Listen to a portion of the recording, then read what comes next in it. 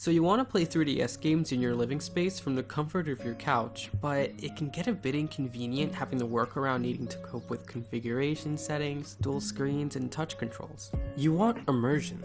You want the same feeling of ease and convenience that comes with playing games on a console with your 4K monitor and surround sound. But why emulate the 3DS when there's already so many great games you can play on your TV, like Breath of the Wild or Mario Odyssey on the Nintendo Switch? While the Nintendo 3DS is practically a dead system, you can't forget the great exclusives it had to offer. The Legend of Zelda, Ocarina of Time 3D, and Majora's Mask 3D. Great remakes that add a lot to their Nintendo 64 counterparts, both from a visual standpoint as well as gameplay experience. Bravely Default, a timeless classic that feels and looks great in HD. Pokemon Sun and Moon, a game that looks good enough to be on a console on its own merit. Animal Crossing New Leaf and Happy Home Designer, titles in the Animal Crossing franchise that you simply won't be able to play outside of the 3DS. Persona Q2, Hatsune Miku Project Mirai DX, Mario & Luigi Dream Team, Kirby Triple Deluxe, Mario Kart 7, Miitopia, The Legend of Zelda A Link Between Worlds, and Triforce Heroes. So many great games locked away behind the growing obscurity of a handheld that's no longer commercially relevant to the general public.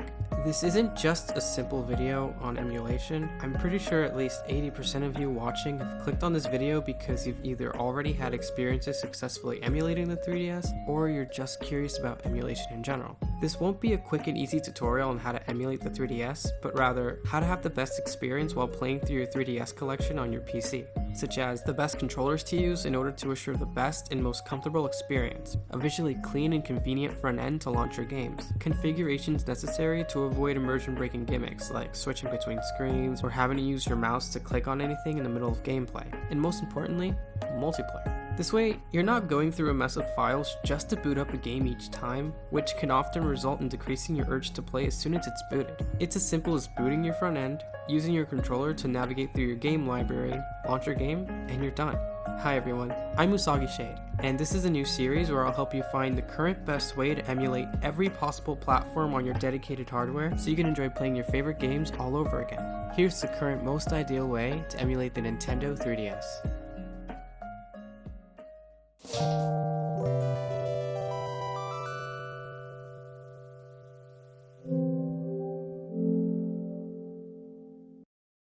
Before anything, here's everything you'll need.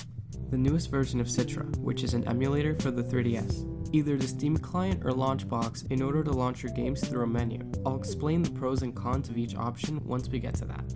A controller that makes it easier for you to use your mouse without breaking the immersion when playing. I recommend the Steam controller, since it allows you to emulate mouse movement a lot more accurately thanks to the touchpad that acts as a trackball. However, the Steam controller isn't for everyone, and I understand it isn't comfortable or easy to get used to for some people, which is why I also recommend the DualShock 4 as an alternative. Not only is it comfortable to hold, but it also has a touchpad that can be used as a mouse pad, giving you full control at all times. Lastly, your 3DS ROMs are in the format of either .3ds or .cia. I'm not allowed to tell you where to obtain these, but in this case, Google is your friend. If you need personal help with anything specifically, you're always welcome to message me directly via Instagram, Facebook, or Discord. Once you have all that, we can get started. Just follow my lead and you'll be fine. For the sake of your experience, I highly recommend to keep your files organized. Have folders and subfolders for your emulators as well as your ROMs in order to locate them quickly and easily. Personally, I have a folder for emulators and a separate folder for my ROMs. Each one is separated by console. Okay, so let's set up a front end. For this video, I'll provide two different options which you can decide to use based on preference. One of them is 100% free to set up, while the other is more of a paid method if you want features like gameplay video snaps, extra visual info, etc. Personally, I use both, but in the end it's up to you and what your preferences are. First, let's start with the free method, Steam. If you would like to skip directly to the alternative method, I'll leave a timestamp here so you won't have to watch this segment. To add a game that isn't part of Steam's library, simply go to Add Non-Steam Game, and then search for the Citra emulator in the path you installed it. Once you have that added, right-click on Citra, go to Preferences, and locate the text box under Target Path. On a File Explorer window, go to the folder where you saved your ROMs. Right-click on the ROM you want to add to your Steam library, and you should see an option that says Copy as Path. This option won't be visible if you don't hold Shift while right-clicking. Once you have the path copied, head back to Steam and paste it directly after the first target path without overwriting anything. Make sure each path has quotation marks at the beginning and end, as well as being separated by space. For emulation specifically, it's normal to have two paths, one being the emulator and the other being the ROM you're running. Repeat this process until you've added all the games you've wanted to add. Click on the full screen icon at the top right to launch Steam in big picture mode. This will allow you to navigate through your games with controller inputs, giving you a better experience if you're playing in a living room setting. You'll find your game in your library, though it'll display as merely an icon of the application you're running. For those of you who don't already have icons made, don't worry. I'll provide a link in the description containing my full collection of Steam icons I've made for countless games. If there's an icon you can't seem to find, either try googling it or send me a direct message requesting icons for those specific games, and I'll do my best to have it uploaded to the collection as soon as possible.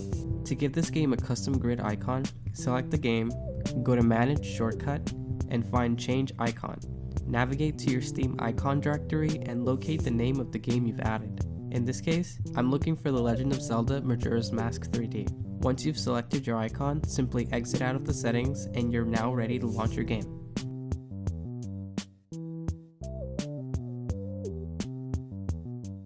Alright, so now we're going to set up our alternative front end, Big Box. For those of you who would like to skip this method and go straight to the configuration settings, here's a timestamp for you guys.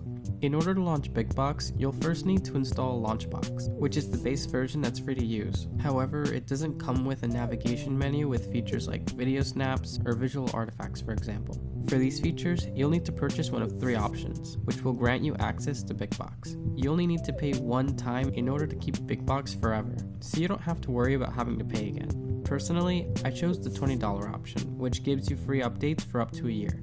If you would like to have endless updates, the $60 deal may be a better option for you. Anyway, back to Launchbox. My library contains a ton of games already, though for you guys, it'll most likely be completely empty, considering you haven't added any games yet. To get started, let's add our emulator. Go to Tools, Manage Emulators, and then Add. In the emulator name box, select Citra from the drop-down menu, then point the emulator application path box to Citra's file directory. On associated platforms, make sure that Nintendo 3DS is filled in the box and mark it as default emulator. Then hit OK. To add your ROMs, go to Tools, Import, and then click on ROM files. Just add your 3DS ROM directory and it will begin to scan every ROM in your folder. Once every ROM is scanned, your entire 3DS library should be visible with their box art. If you're unhappy with any of the visual art for a game, or if you'd like to add more to it, you can right-click on any game and select Edit. You're able to simply launch your games from this base page, however, the real reason we're here is to launch them through Big Box. You can either select the menu icon and select Big Box, use the shortcut Ctrl B, or skip through Launchbox entirely and just run the Big Box application directly. Once you're in Big Box, you should be able to see the Nintendo 3DS category. Your setup will look a lot different from mine, but that's only because I've spent about 2 years or so personalizing my overall library and visual theme. The great thing about Big Box is that you can practically make it look and feel however you want. When going into your 3DS library, you'll see all of your games ready to launch, possibly displaying a screenshot or start screen as their media demo if applicable. I've spent hours capturing a wide variety of gameplay footage for every console, so if you would like to download my video snap collection for 3DS, I'll leave a link to it in the description below, as well as my Big Box configuration file if you want your layout to be exactly like mine. Keep in mind, not every game has gameplay footage yet. I'll be updating the collection as time goes on. Also, some videos are purposely edited as montages to showcase the best parts of the game in my point of view. For my setup personally, I like to keep the video audio muted. That way it's just the music playing, meanwhile the visuals do the rest. This is why montage footage works for my setup, but it may not work for yours, so keep that in mind. From here, you can simply select the game you want to launch and just start playing.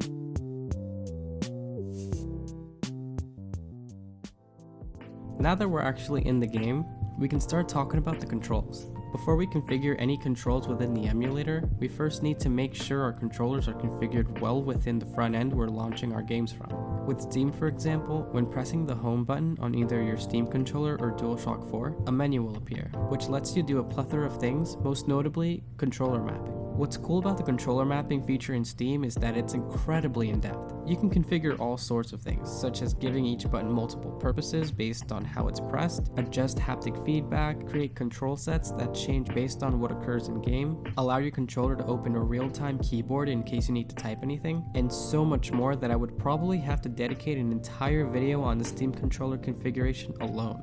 Launchbox recently added controller mapping in their newest update, though I've yet to try it out myself. Still, I love Steam's take on it above anything else I've used before, along with Big Box's UI and visual customization, which is why I briefly mentioned that I personally use both when emulating. I simply launch Big Box through Steam, and it allows me to use Big Box with my Steam controller, while also allowing me to enjoy the benefits of the features that are exclusive to Steam. Some games get a pass though, like The Legend of Zelda Breath of the Wild or Animal Crossing City Folk, since those games have certain controls I like to set for them specifically that don't really apply to other games. Still, I can always launch them from Big Box whenever I feel like it, so it's all the same. Alright, so Citra, let's get the best of what this emulator has to offer. Make your way up to emulation and select configure. If you want to exit games seamlessly, make sure confirm exit while emulation is running is unticked. On the debug tab, make sure CPU JIT is enabled. Then on UI, change the settings to your liking based on personal preference.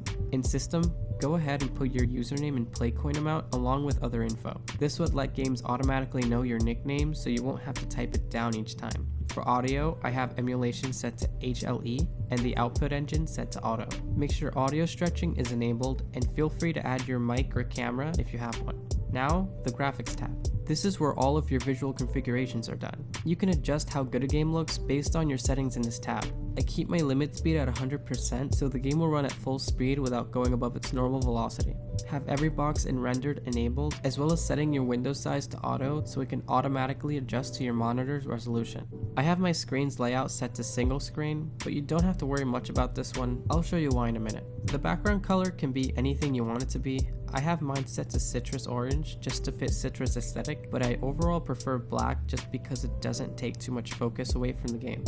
Finally, the controls. In the Steam menu, I have my Steam controller mapped as a normal gamepad with a few haptic feedback adjustments added.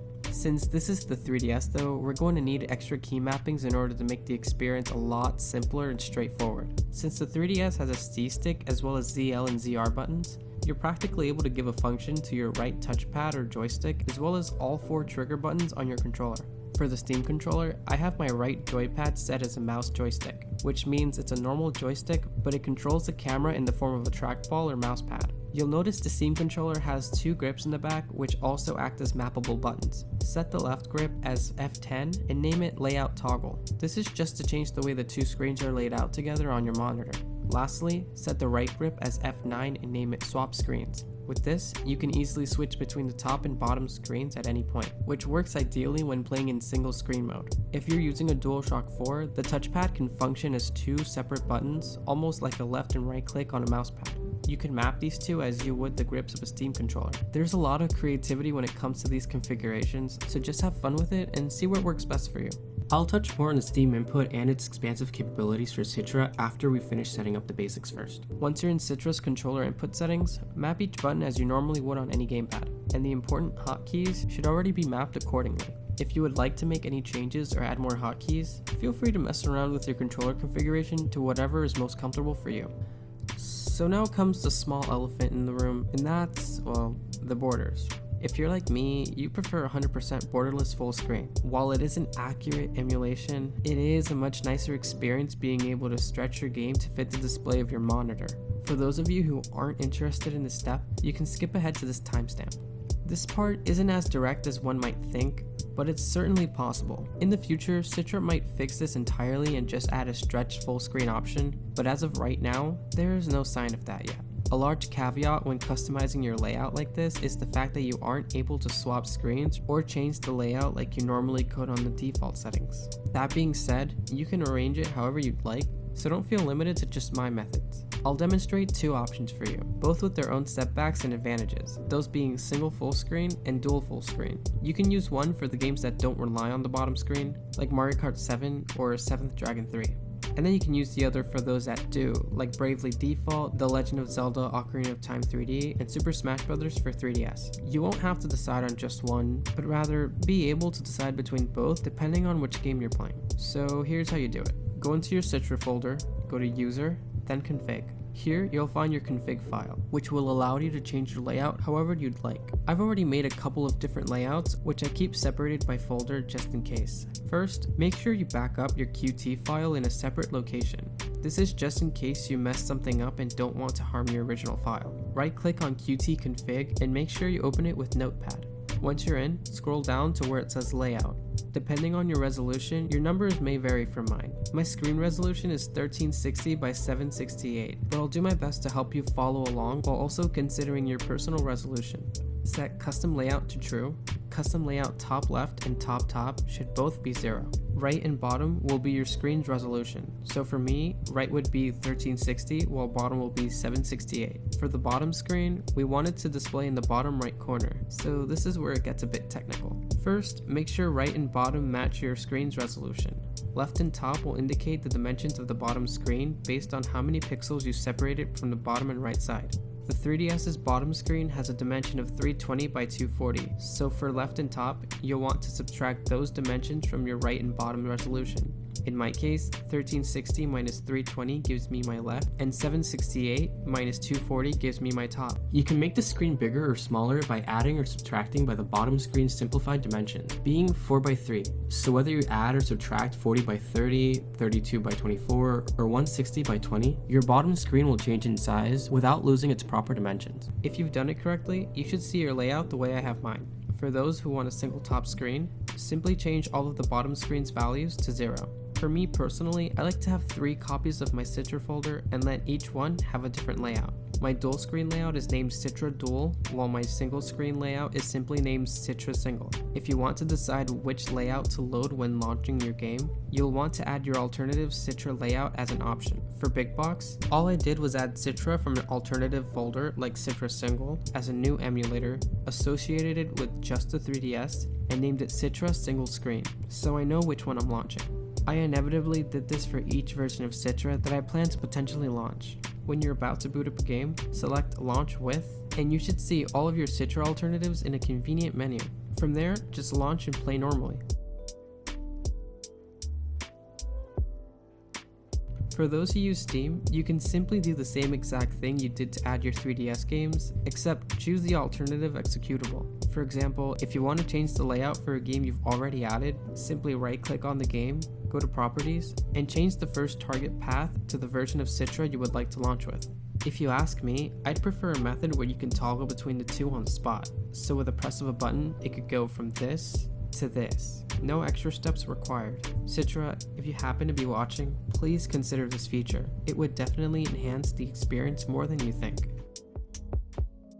Before we move on to the last segment, one very important thing is missing that would allow us to change the way we play 3DS on our setup. For too long, many people have been yearning for a way to map buttons to their controller to perform necessary touchscreen commands that in many cases are required in order to properly play a game. It can be extremely annoying having to put down your controller and use your mouse to click on things on the bottom screen. The point of emulation and being able to play comfortably is avoiding minor setbacks such as the aforementioned issue that happens to a lot of us when emulating the 3DS. Thankfully, I'm not here to leave you empty-handed, so worry no further. Today I'll show you how to successfully map any button to any touch command on your screen. Right now, the only way I've managed to make this work is by using Steam Input, so Steam is necessary if you intend on getting this to work. Like I mentioned earlier, Steam Input allows you to get extremely creative with how you customize your controls. One thing that's exclusive to Steam Input is the ability to bind your mouse's cursor position with a single press of a button. Merging this with a left-click release press allows us to click a specific spot on our screen by simply pressing the key or button we bind the action to. So playing the ocarina is as easy as pressing the left bumper. Since you can give each button multiple functions, you can map long press bindings to start and select for actions like opening the gears and items menu, for example. We can finally set our mask to one of the corner slots and wear it on the spot when we come across a certain obstacle like this flower that's only accessible by Link's Deku form. Thanks to this effective feature, playing your favorite 3DS games would be that much more seamless when considering the large amount of games that require basic touch functions such as the ones previously demonstrated. This won't solve every touch-related issue, which is why I still think you would benefit from a touchpad like the ones found in the Steam controller or DualShock 4, but with a bit of time and creativity, many of the problems you had could be solved easily, like using a mouse region to scroll through this minimap and link between worlds, or organizing your pockets in New Leaf by touching and dragging your thumb. Feel free to map these touch bitings to your heart's content, and hopefully I helped solve the really crucial issue that's impeded many of you from enjoying your favorite 3DS games. Alright, we've reached our final segment, multiplayer. So now you're able to launch into whatever game you want and play it without issue. But what about playing with friends? Sure, playing alone can be relaxing and less of a headache, but it can get pretty sad when you have no one to share the experience with. It might seem like a large extra step to set up, but it's surprisingly the simplest process in this entire video. When exiting full screen mode in Citra, you'll notice a tab at the very top called Multiplayer. Now, before we click on that, we have to create our own personal login information in order to play online. For that, go to Emulation, Configure, and in General, you should see a tab named Web. Click on that, and find a small link at the bottom that says Sign Up. Once you've clicked on it, go ahead and create a new account. Once you've finished, Citra will provide you with a unique token, which you'll need in order to verify your account. Simply copy it and head back to Citra. In Username, put down the username you used to create your login. And for token, paste the large code we just copied. Hit Verify, and after a few seconds, it'll say you're verified. Make sure to click OK once you're done. Now, you're able to go into the multiplayer tab and either join someone's room to play with people under that server, or host your own room in order for others to join you. From there, it's as simple as playing the same game and having a good time. I hope this video was helpful to some of you. Emulation can be a very complicated process for some, which is why I want to do my best to get rid of that barrier that prevents those who don't know enough about emulation from trying it out for themselves. Playing a game shouldn't be complicated. It should be fun, engaging, and memorable. If you like this video, I'll consider making more of these for other consoles in the future. Don't worry, they won't be as long or as repetitive as this one. This was just to test out the format and see what works and what doesn't. What would you like me to emulate next? Right now, I'm trying to pick between the Nintendo Wii and Android. Please let me know. I'd love to see your feedback. You can also tell me if there's something you weren't happy with, and I'll do my best to improve upon it. If you're new to my channel, then hey, feel free to check out other videos I've made, such as the top 10 Japanese games for the PSP. If you're watching this on Usagi Shade, then consider subscribing to my main channel, iShade, where I'll post a bunch of personal projects like covers and original animation. Anyway, until next time, this is Usagi Shade, and I hope you enjoyed the video. Take care.